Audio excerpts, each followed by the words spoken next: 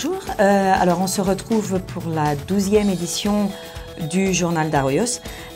Cette fois-ci, en couverture, un petit peu un bilan de ce qu'est devenu Arroyos au long de ces dernières années, avec notamment l'évolution du quartier, les travaux de renouvellement.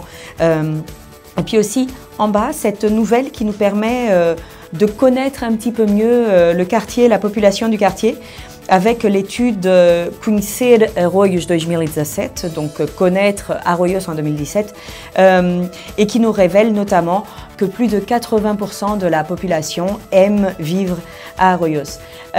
Quand on ouvre ce journal, et vous vous rendrez compte maintenant qu'il a un format un petit peu différent de ce qui est habituel, on a l'entretien, comme d'habitude, dans les pages centrales, qui cette fois-ci est avec Margarida Martins, donc la présidente de la Junta de Freguesia de Arroyos, et qui nous fait un petit peu un bilan de ce qu'elle a fait au long de son mandat, de ces dernières années, et les grandes priorités de son mandat. Et c'est maintenant qu'on se rend compte que ce journal est un petit peu différent.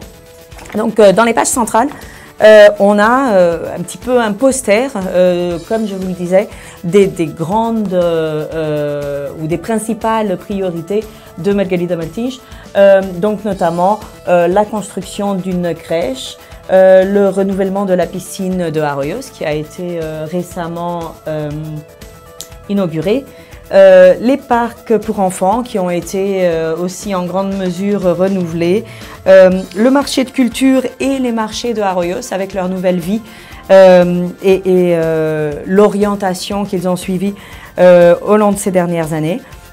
L'éducation, l'une des grandes priorités de ce mandat, avec notamment l'investissement au défilé de carnaval du quartier qui cette année a réuni plus de 2000 personnes, et aussi l'achat de matériel scolaire pour plus de 800 élèves du quartier.